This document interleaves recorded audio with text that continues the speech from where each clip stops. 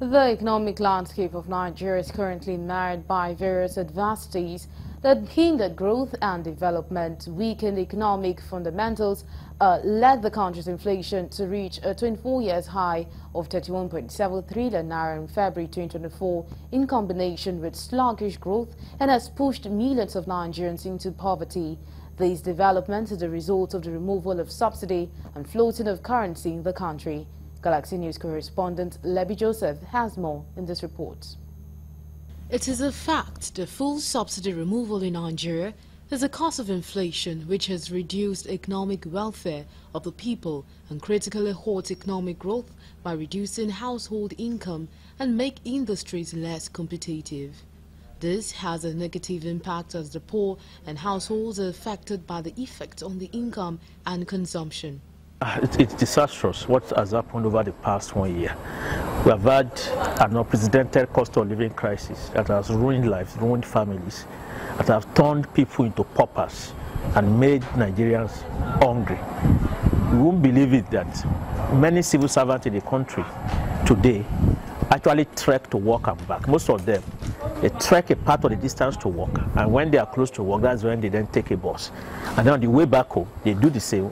When they are close to the junction of their street, then they take a bike, because their salary is no more enough, for them to go to work for an entire month.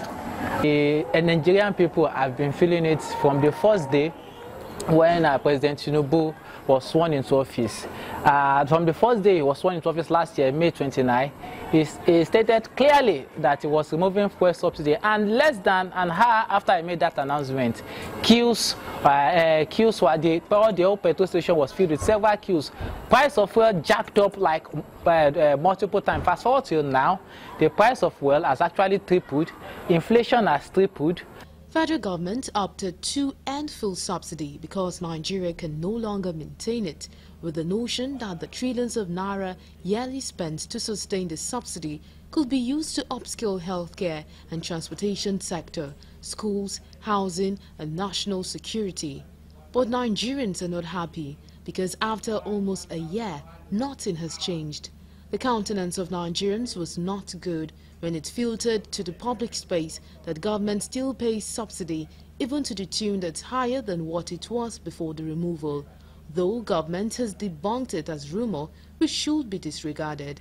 And what Nigerians have faced since last year really is increment of fuel price. Almost in many parts of the country today, you can hardly get fuel at less than 500 and 600 per litre in most filling stations, except a few where you can get lower than that. In most filling stations today, it's 600 per litre or even 700. That is what Nigerians have been buying. So if you remove subsidy and you increase fuel price, and Nigerians have been bearing that for 1 year, and then after 1 year, you are then saying that you have restored subsidy, and the payment of subsidy will now cost the country even far more than it ever cost the country last year, then it shows that something is wrong somewhere.